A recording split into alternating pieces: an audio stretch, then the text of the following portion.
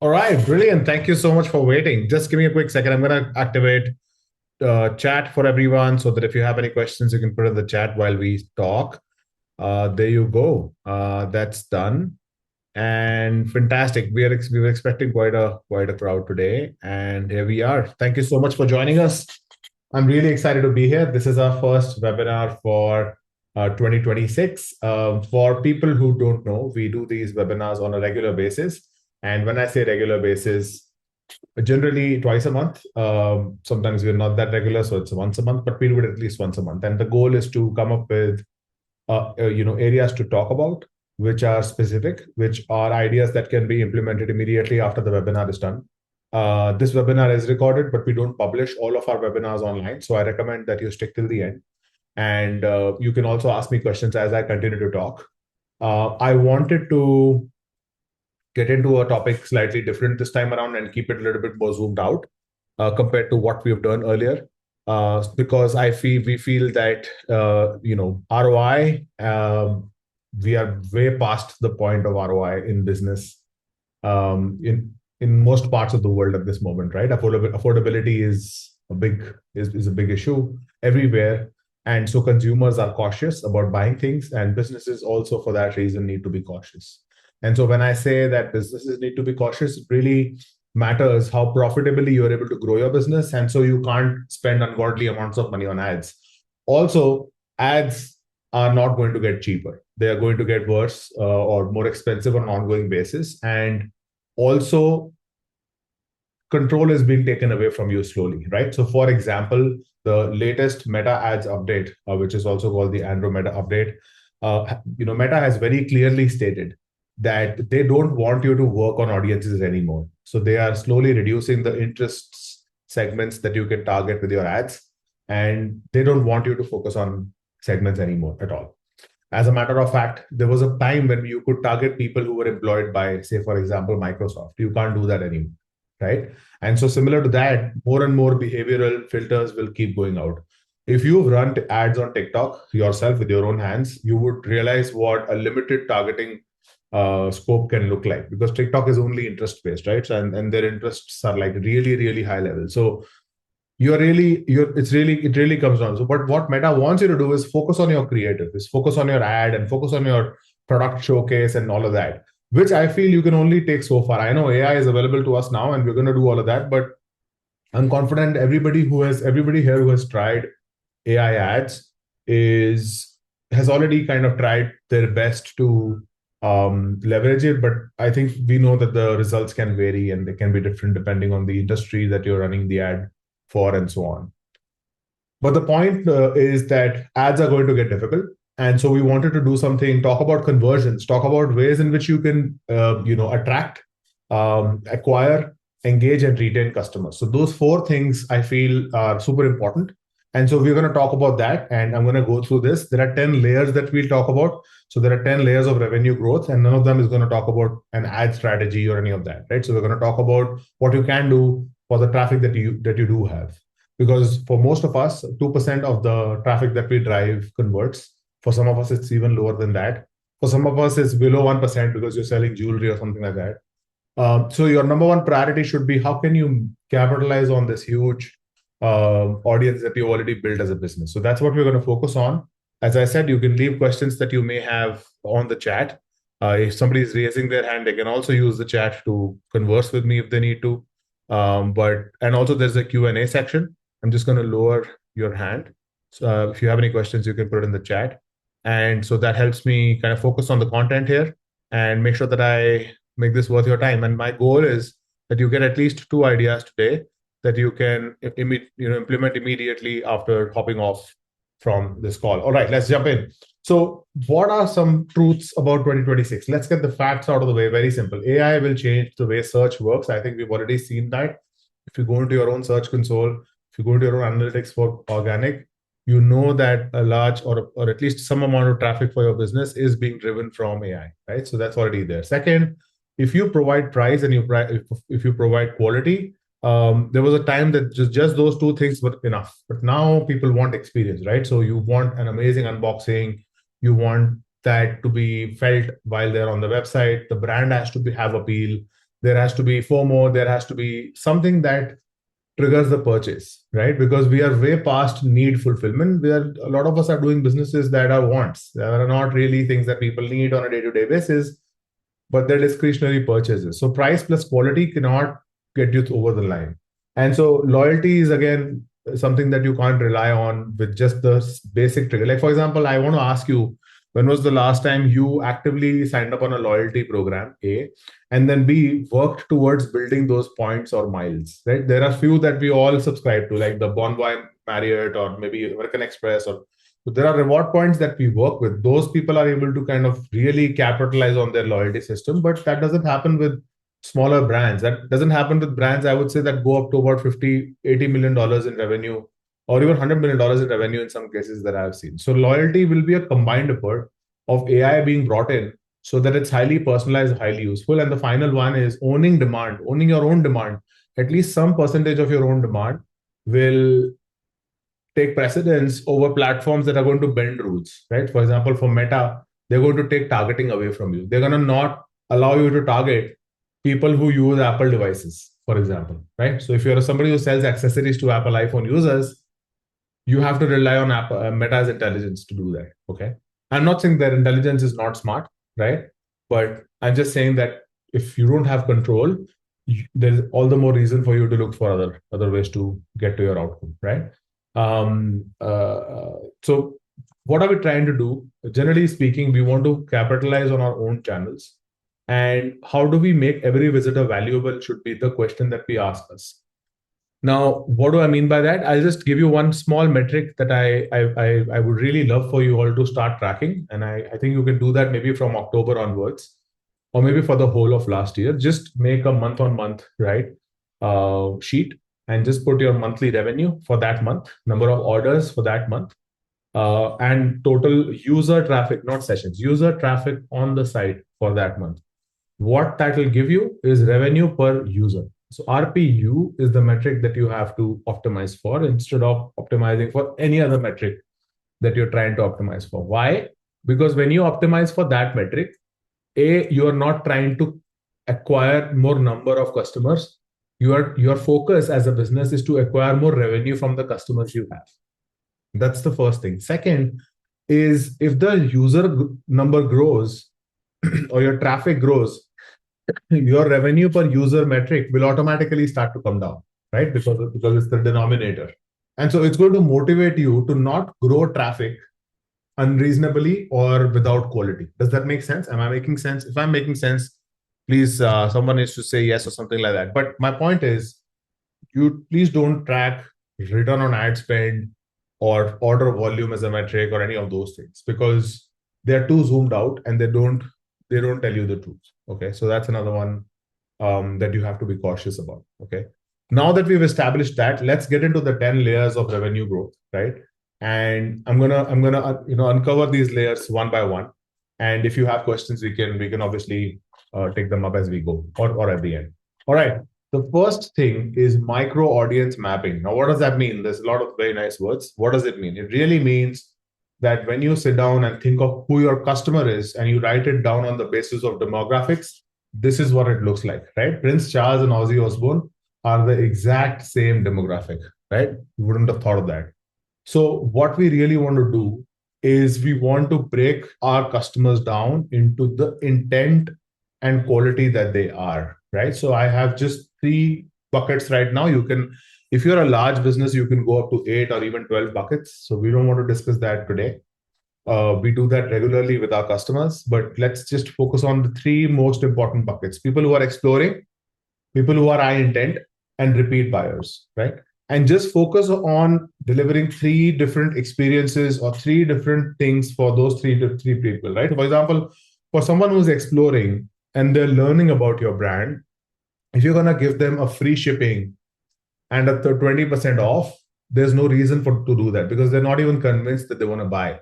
So, and at the same time, for someone who's a repeat buyer, if they have to scroll through a long product page that tells an unnecessary story, it's not going to work as well. They're just there to buy again. And so what you have to maximize on is, how do you get them to commit for a longer period, maybe buy a higher quantity, maybe, or any of those other things, right?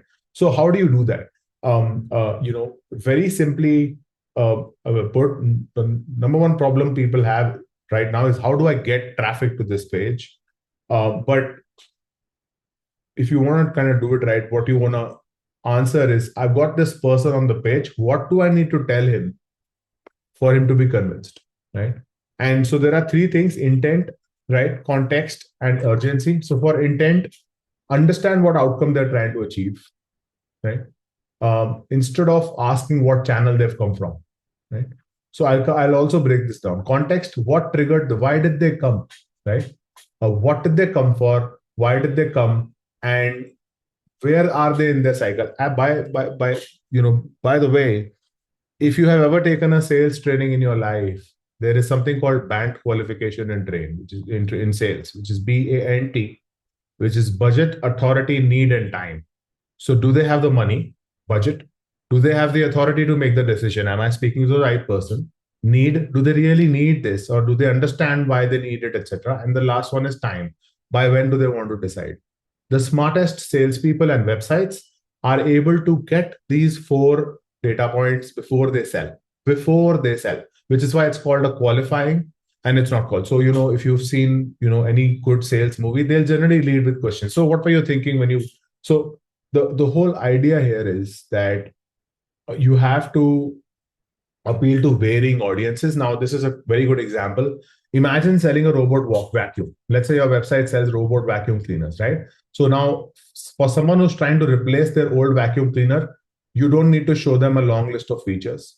You don't need to show them images. You don't need to show them smart app screenshots, right? What we need to show them, how do they reverse if they feel they've made a mistake? Returns, warranties, service coverage, right?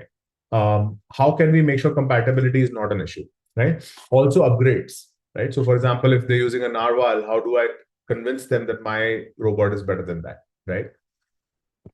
The other kind of audience is someone who's seeing your product on Instagram again and again on the retargeting ad, right?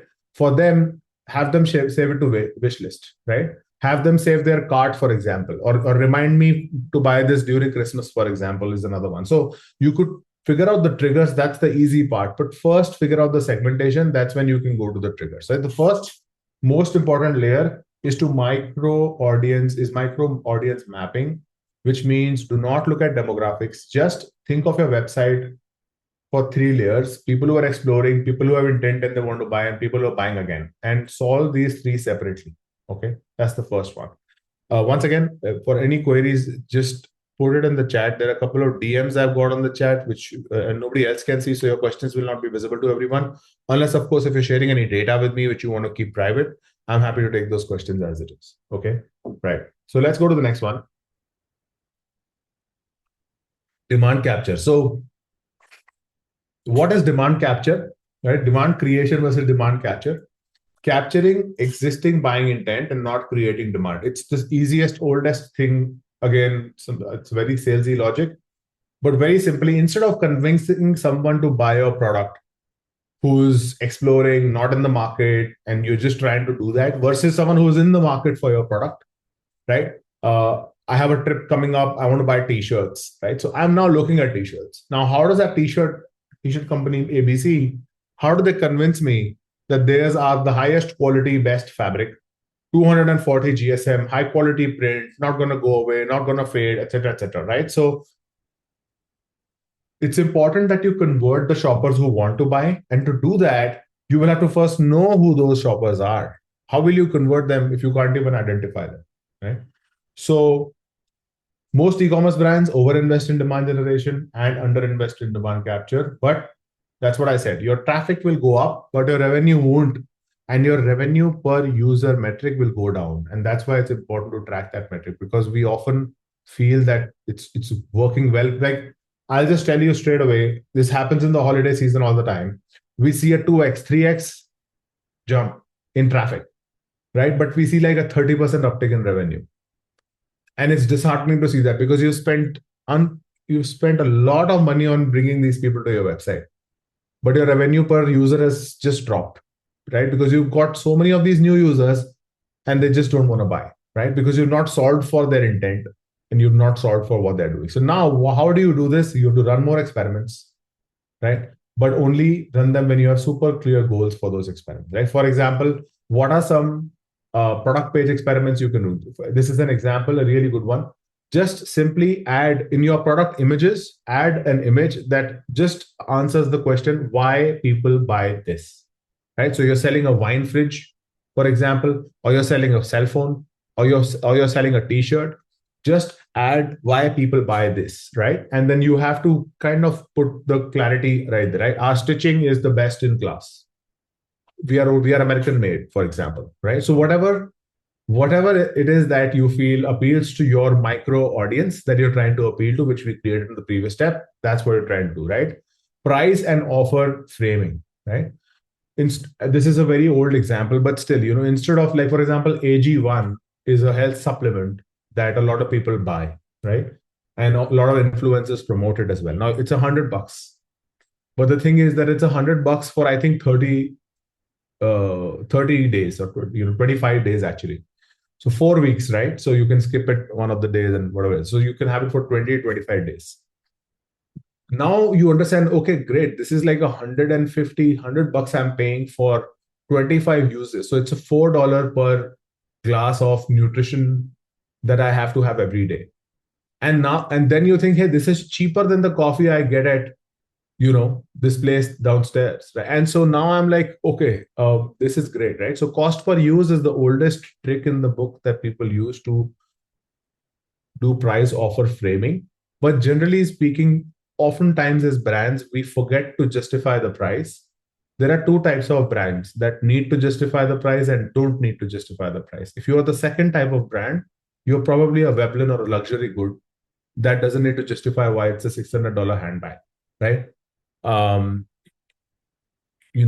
as long as you've said that it's a $600 handbag that's made from genuine leather, people are going to buy irrespective of where you manufacture it, right? Of course, they would care for you to manufacture it in Italy or something like that. But aside from that, if you're not that business, you have to justify the price. How subtly you do it, do you do it with class, and how you do it as a brand is completely your call, and you can take that call. But it's not that you can't get away with it, right? Cart page experiments, decision reinforcement, right? I feel the internet is cross selling too much. That's my opinion. And why my opinion is that is because when we run experiments, we've seen this across all of our clients that cross sell going out of the cart has improved the abandonment rates, right? Why? Because you are adding distraction at a point when the customer is in decision mode and anxiety is at its peak. And you don't need to add any distraction at that point. So, one experiment you could run is to remove cross sell and see if the conversion rate uptake is worth losing out on that extra cross sell that you were getting, which was some, single digit percentage. Checkout, very simple. Add trust markers, no header, no footer, no images, no distractions, no offers, no free shipping, nothing. Just the product, the price, and the checkout process. That's it. It has to be extremely. By that token, a lot of us are on Shopify, and a lot of us give Shopify hate for not letting us edit or do things with their checkout. I think it serves some brands well in some cases. Of course, it's an upgrade strategy for them, and they want you to pay more to edit your checkout, etc. But I feel that there were a lot of brands, if they actually were able to do that, and that used to happen with WordPress a lot, they would have added so much to the checkout that it would have had a negative impact. So you want a distraction-free, very clear checkout, right? Conversion tensions. Now, this is one of the things that I feel that people are unable to spot, because I meet entrepreneurs a lot and I meet product leaders a lot and marketing leaders and experience and experimentation leaders in large companies. And they rely a lot on what other people tell them. And that's kind of a weakness, because if you don't get into the data yourself, how will you ever know, right? Conversion tension is essentially hesitation, and you want to figure out a way to eliminate that, right? The number one way to actually find a conversion tension is by running a survey on the website. Now, what does a survey mean? It's a simple pop-up or something of that sort saying, hey, what do you think about this product? Or if they're leaving, why are you leaving? And then ask them to answer that question, right? And what are those triggers if they're spending too long on the product page, too much scrolling, repeated image zooming, price review. I was, for example, looking to buy a GoPro recently, and to be honest, for really speaking, no real reason. I'm not an adventure sports enthusiast or any of that. I really actually don't even need the GoPro. I do, however, think I can take good pictures, and GoPro does these challenges that I wanted to, and we'll talk about that later. So I wanted to buy the product because of that, because I wanted to take good pictures and send it to GoPro and just kind of be a part of the community. But the point is, I spent so much time looking at that site and thinking about which one to get that I never got it. Right? I had what you would say availability by. I just kept looking at it. The need kind of eliminated itself. But again, you have these behavioral things that people are going to do on your site, so you have to keep your eyes peeled for that. And then what are some things that you can do to prevent it? Number one, make the value instantly obvious. I think a lot of businesses don't do that. For example, there's a client that we worked with, and they sell t-shirts, right? And it's the simplest product in the world. But I'll just show you something. This is a t-shirt, great coat t-shirt, whatever. But if you see, when I start to look at the product, right, even the t-shirt is sold well, right? The value is instantly visible. Do you see that? I hope you can see that behind me. And so you see, the point is, the fundamental point that I'm trying to make is you have to make the value instantly visible. Why should I buy this, right? Then the second is fear, right? Clear return and refund information. Worst case scenario questions. What are the worst case scenarios? It doesn't fit me. It doesn't reach me. It reaches me late, or any of those issues, right? So what are those FAQs that might be there? And they're not really FAQs. They're, frequently occurring concerns, you could say. So, FOCs, which you can maybe try and address without having to make the page too verbose, so to say. And then, of course, delay monetization. One of the other things is you don't want to do upsells, pop-ups, 50%, 30%, till intent is locked in. How do you know intent is logged in? Go back to the signals. Once you see these signals are getting eliminated for some of your traffic, those people are the right ones to push for monetization. Those are the ones you'll say, hey, this is a time bound offer and it's not going to be there for after the next 4 days, right? That's when you're sure about that. Next one, omni-channel product discovery. Now, this omni-channel does not mean the traditional omni-channel of having like offline stores and all of that. What it really means is, different channels that people find you on, whether it's your search in the store or email or social media or retargeting ads. Intent will show up when you also, because you're already doing that, you're running retargeting ads. So if I saw your product, I'm most likely going to see it when I'm on Instagram next. I will get an email for it. I may get an SMS for it. And if you do WhatsApp, I might get a WhatsApp message for it, and so on, right? So that's omni-channel in today's world, right? And so the reason I'm talking to you about that is because what we've seen people do a little bit differently is, depending on the channel they come from, the experience is different. So, for example, for in-store search, products are ranked by likelihood to buy and not popularity. So, not the best sellers, but the highest converters. And you will realize that's a different thing, right? Your best sellers might not be your highest conversion products. So you have to be cautious about that. However, if they're coming from an email, they're already clicking on a piece of content. So they need to land on a page where filters are already run. So you definitely don't want to send them to an entire collection or category, because then they're giving you 60 seconds on their phone. They click the email, and now you're taking that time to show them 3 things that they don't want. You don't want to do that. Stick to what you sent in the email. Send them to only that or those 2 to 3 products, and then have them get into the product page. Give them the most convincing pitch of their lives and have them to buy. That's the way to make it happen, right? Generally speaking, some questions are to be answered for the experience to be better, right? Where does confusion cost us most revenue? For example, if the confusion is size of the product you're selling, eliminate it so if you have a size guide, expand on the size guide. First of all, see how many people are seeing the size guide. Once you're convinced, then expand on it. For example, 98% people report ordering accurate size. Also, recently I bought shoes, and I saw the most beautiful thing someone could have done with size guides. They said if you wear a Nike US 12, order 11.5 from us, right? So they have picked up the benchmark for the kind of shoe that everyone has owned in their life, right? And they said if you buy that, this is the size that will fit. And I ordered it, was the perfect size, right? So if confusion is, if the primary area of confusion is size, solve that, right? What discovery moments could replace a discount, right? What does that mean? Instead of just trying to get attention, can you give them a, can you show them a product in a subtle way, right? What decisions do shoppers repeat, right? And how can we shorten that? So do the rebuy, do the subscribe, right? Now let's for example see this, how to get omnichannel products to right. So retarget with a single relevant product across all channels, because I saw that and I maybe have it in my cart. Have discovery progress through those channels. So how does that happen? The first thing is accidental discovery on social media.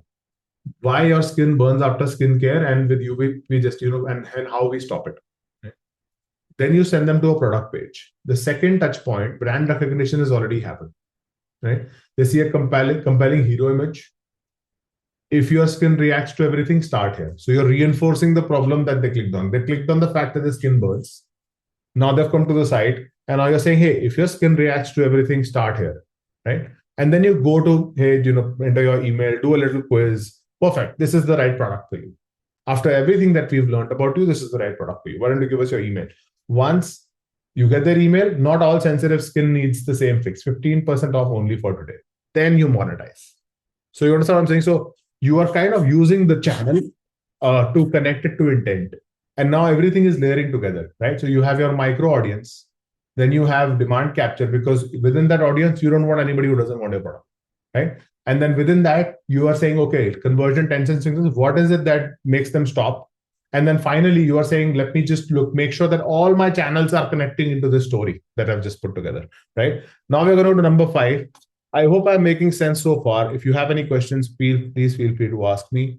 Also, if you want me to slow down or speeden up or any of those things, just let me know, because I tend to get carried away. I love this stuff, so I tend to get carried away sometimes, but I'm just going to keep going. Okay. Layer 5, work on decision acceleration. So now you've got the right person on the site with the right amount of intent. You showed them the right message. You've also done that across all channels. Now you want to make sure they decide. You work on decision acceleration, right? And so how you do that? Very simple. Instead of trying to persuade harder, you just eliminate the friction. So don't try to sell strongly. Instead, eliminate the reasons they don't buy, right? How you use it, very simply. If they are reading reviews, there's a trust gap. If they are looking at return policy, there's risk anxiety, right? If they're comparing, there's a choice overload or pricing mismatch or some other confusion, right? So generally speaking, giving people lesser options makes your life easy because they're not confused anymore, right? And so if the hesitation is on category page, you want to have them narrow down. Where do I even start? Or start here, right? Product finder, something on those lines. For example, I'll show you one brilliant product finder. In this case, for example, they used to have these drop downs. Okay. So if you have an iPhone 17 and you click on that, you can see all the different types of repair parts they have. I think 17 is still very, very new. But if you just look at, multiple kind of products, right? The interesting thing about this is, here's what they did to solve it. So I'm looking for a screen for my Apple iPhone 15 Pro, and you go straight to the product, right? So you've narrowed me down and you've eliminated options, right? Let's go to the next one. Here are some ideas to try, right? Don't over personalize too early, right? Don't show reassurances all the time. Now, what are reassurances? Unnecessary guarantees, returns, right? So, because what happens is then your brand is identified on that basis. There are brands, D2C brands, that have actually are. If you look at mattress, for example, as a market, like Casper and everybody else and what they did, mattress has become the most returned product on the face of the earth. It's like sleep for 100 days. So basically, every mattress they're selling now, somebody else has slept on it. I mean, that's the first thought that comes to my mind.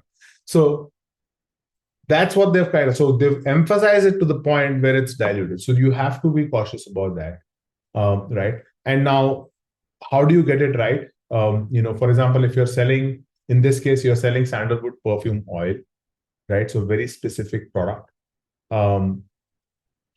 Things that may be vague. Look at the kind of verbiage. For example, warm woody scent, not overpowering, right?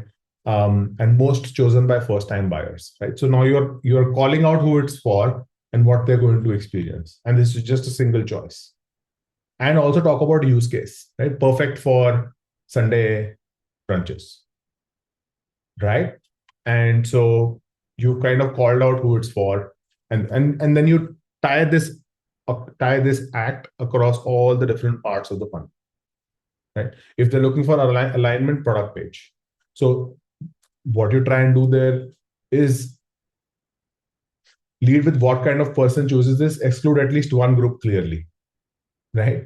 So not for example, if it's a sunny fragrance, etc. Not for somebody who's looking for manly, musky fragrances, right? And so you're eliminating them and sending them somewhere else probably. Looking for something musky, try this, and you send them there, right? Value framing and price justification. I spoke about this earlier. I'm going to expand on this a little bit. We won't spend too much time on this. I want to make sure that I show you the next 4 and open it up for questions in the next 10 minutes. So we're going to spend a couple of minutes and then keep going. Generally speaking, a lot of people think that these quick conversion tactics come at the cost of long-term trust. We want to do it upside down.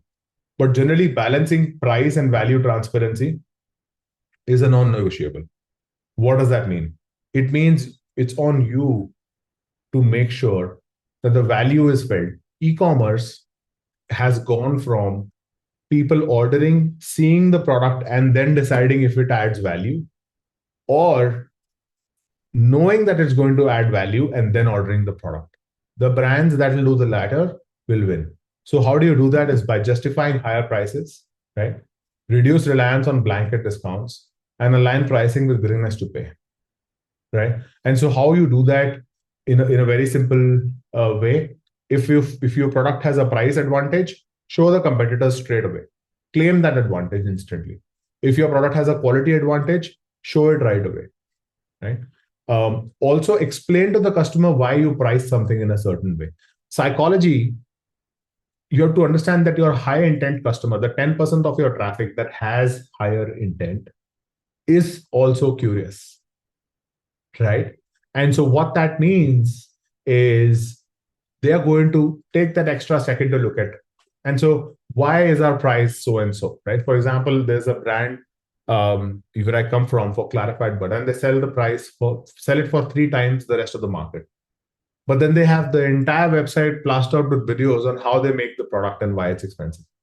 And then everybody's like, okay, great, I'm going to pay the 3 times premium. And they're doing extremely well, to be honest, right? So price justification is on you. This is an example of that, right? You're selling a set together. These pieces individually cost 193 more. Instead of saying 193 off, you are saying if you buy these individually, you're going to pay 193 more. You see the psychology there, right? And that makes a lot of difference because it instantly differentiates you from everybody else, right? Because I'm guessing as a brand, you've already spent a lot of time on product images and positioning and design and all those things, right? So you have to frame the value. In this case, multiple products are sold together. A cheaper alternative that's better than competitor, built to replace non-stick sets every 18 to 24 months, right? And if there is like a steep price drop, like the one that we shared earlier, only for the season, we are doing like a 15% off, right? Community first content distribution. So I'm not going to spend too much time on this. This is about user-generated content. I think there's a lot of AI user-generated content that is going to hit the market in 2026. Basically, even the smallest, most boring brands will also have user generated content. And the problem with that is that it will be very hard for the average consumer to differentiate between what they can trust and cannot trust. So UGC is going to stop being a differentiator, you could say, from the end of 26, because everybody will have 5-star reviews and everyone will have videos of people using their product in their ads. So your if that's your mode, it's somebody is going to get attacked, right? And so how you want to defend that is they are kind of trying to build a community. And that's what I meant with the GoPro example, right? So for example, GoPro has this thing they've been running since ages. They do video and photo challenges. You can click a photo, click a video, send it to them. If you win, they give you cash and they give you gear and they give you more products, whatever, right? So the winnings are fantastic, but they have successfully done that since the beginning. For you as a brand to do that, you will really have to crack engagement with the right kind of audience, right? For example, I mean, I've given some examples here, but anchor hashtags for your brand. My first cold brew, for example, could be an anchor hashtag. Have a UGC section in your website, right? Make sure that it's there. So get the basics out of the way first. Then the second step would be to try and form a community. The easiest way to do that is to find 10 highly loyal customers. If you can find 10 highly loyal customers, that's the start of your community. Let them champion your product, generate content, give them free products, give them some kind of perks, give them a discount code that only they can use. They are going to then, champ. And then, of course, you have to kind of bring in some influencers at some point. But that's how you slowly form a community of people. Hey, you know what? There's a set of people that only use Jade yoga mats because they're great. They're thicker, they're better, they're more comfortable. So now yoga teachers recommend it. People who are regular yoga practitioners also prefer that. So, and so on and so forth. Right. The eighth is conversation-led selling. I feel the era of chat being reactive is over, right? We need our chat to be proactive. AI-driven chatbots are getting 90% of the recommendations now accurately. So, for example, we have an AI-based recommendation system. The click-through rates have gone off the roof. We've actually built a model around it which recommends the right products to the customer. The improvement level is very high. 90% of the recommendations are accurate, meaning they get clicked on or they are considered. And how we do this, I mean, of course, we analyze the data and that's how we know, right? But my limited point here is now there is no excuse for your chat to be just a place where people come if they need help. It needs to trigger at smart points in the customer's journey so that you can initiate a conversation with them and say, hey, you're looking at this black t-shirt, want me to show you other options in the same color? Or if you have someone who is looking at returns policy and the chat comes up and says, here's something you need to know about returns. And then it talks to the customer for a second saying, don't worry about it, buy it. If you have any problems, we do exchanges. We don't do returns, but we do endless exchanges. So if you want to exchange twice, that's not a problem, right? So you're addressing things then and there.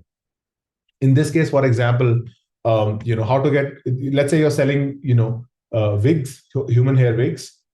In that case, do transition between channels seamlessly. So I was on the website, right? And then I left my phone number.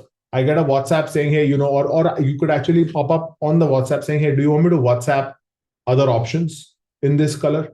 And actually, you don't need to do this manually anymore. We are in 2026, everyone. I mean, there are too many automations that can be built for you to actually take it to that level, right? So a lot of the selling can be automated, right? And then create follow-ups. Say, hey, following up on that, lace wig that you viewed, and are you still interested?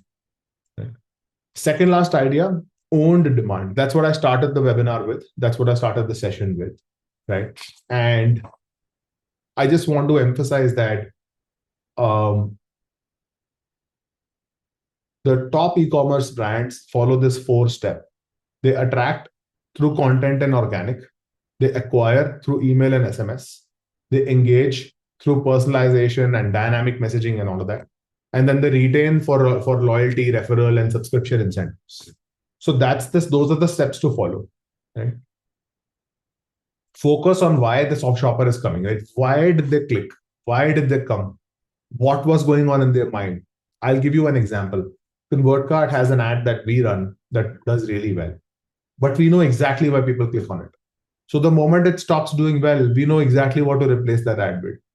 because it doesn't matter what the ad says. And every ad expert has told me this ad does not explain why you do what you do. It does not explain your value prop. It does not explain there's no social proof, but it just works. It just really works for us. And the data is just perfect. And so, no matter what happens, you have to first dial into what people are thinking. They're thinking, hey, this is great ideas, but implementing is going to take a lot of time. For example, that's something you might be thinking while you're on the call. Either way, we are happy to do like an audit of your site's experience. We are happy to look at each and every page and find where you lose customers and revenue. So if you like that, just reply to my email after this webinar, and I'll make sure that that we get to work on that, right? Um, how owned demand works very simply is understanding which touch point is working, right? Being able to say why a shopper is exploring a specific part of the store. They're on the product page. Here is why they're on the product page, right? And then which owned asset to focus on. Is it your emails that you should focus on? Is it something else that you should focus on? And then making sure that that one channel is a complete winner for you, undoubtedly a complete winner. So this is an example of that. This is a cottage cheese brand. Design, own, demand around repeat. So now understand what's happening. 3 to 5 decision moments count the most. Fit and relevance, risk and credibility, value framing, urgency, and post purchase. Right. So now imagine that you own this brand. Step one is to map out unique decision friction, as I said. Now, what does that mean? Is this actually organic or labeled organic? That's the first question people think about when they see a good culture, right? Something. Is it safe for my family in the long term? Why is it more expensive? Now, what are you going to optimize for? They clicked on good culture. The first question they have is this really organic or not? And so you attack that first. Family health reinsurances. If there are any certifications, something like that, you add that. Usage suggestions and supply and delivery reliability. Right? Then next, structure owned ecosystem to clear the decision pathways. Create first layer of confidence around sourcing certifications. Second layer of confidence around social proof. Your friend is using it, the entire country is using it. And then WhatsApp resolve immediate Q&As using conversational intelligence. That's the perfect conversion experience that you can deliver to your customers, right? The last one is revenue tracking. I said this in the beginning, and I want to close on this note as well. Revenue tracking is dead. Okay, so we were in the ROAS era so far, where we were just saying, hey, how much revenue do my ads make? And what that ignores, it ignores margins, product costs, shipping, returns, everything. And so while it's a great thing to be, if you are saying your ROAS is 5, your 5 ROAS, it means 20% of whatever you make goes back into ads if you want to grow or more, right?